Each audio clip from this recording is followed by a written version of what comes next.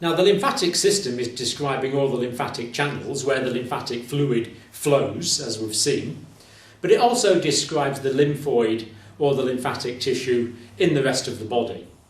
And this can be broken down into primary and secondary organs. Now, there's only two primary organs really where the lymphocytes originate, because the lymphatic system really is about where the lymphocytes are. So where do all the white blood cells, including the lymphocytes, originate from? Where are the progenitor stem cells? Well, the answer to that is the red bone marrow. So all the lymphocytes in the body originate from the red bone marrow.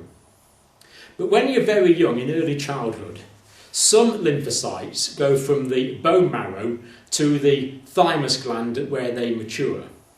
And this is where we get the two sorts of lymphocytes from, the B lymphocytes and the T lymphocytes.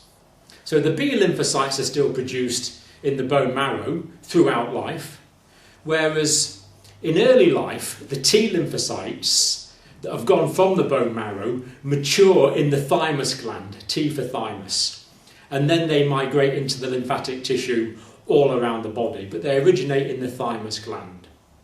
This is only really active in childhood. By the time someone's mature, the thymus gland has actually atrophied, and adults can actually get by without a thymus gland because occasionally it's surgically resected for various reasons.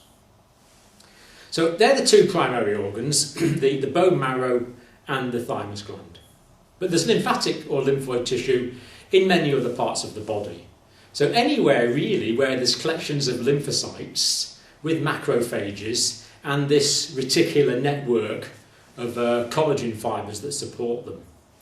So very often we describe these as lymphoid nodules. It's small areas of lymphatic tissue.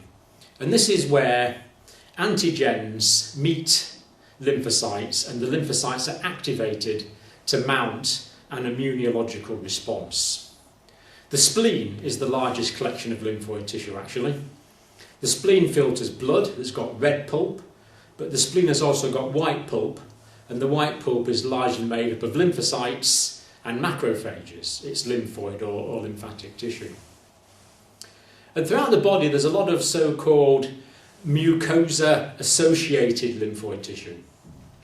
This is normally in the submucosa of various organs of the body. There's areas of lymphoid tissue there to protect those areas of the body from infection, and it's sometimes called MALT, mucosa-associated lymphatic tissue.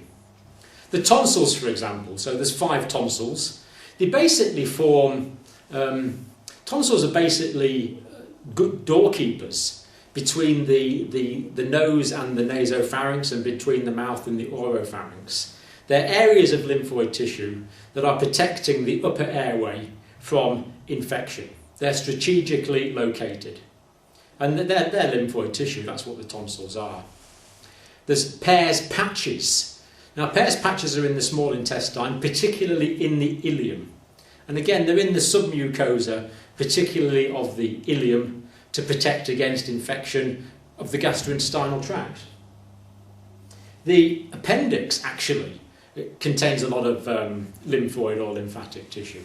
The wall of the appendix, the submucosa, contains lymphatic nodules, again related to protection against infection. In the respiratory submucosa, there's a lot of lymphoid tissue containing the lymphocytes and the macrophages, because obviously it's a system which is exposed to the outside air and is at risk of infection. So the lymphoid tissue is there to protect against infection, giving regional immunity. And the final one I think we'll mention is the urogenital mucosa, the wall of the bladder and the ureters, to protect or help to protect against urinary tract infections. So we see that there's lymphoid tissue all around the body to protect areas of the body against the risk of infection. It's a localised part of the immune system composed of this lymphoid or lymphatic tissue.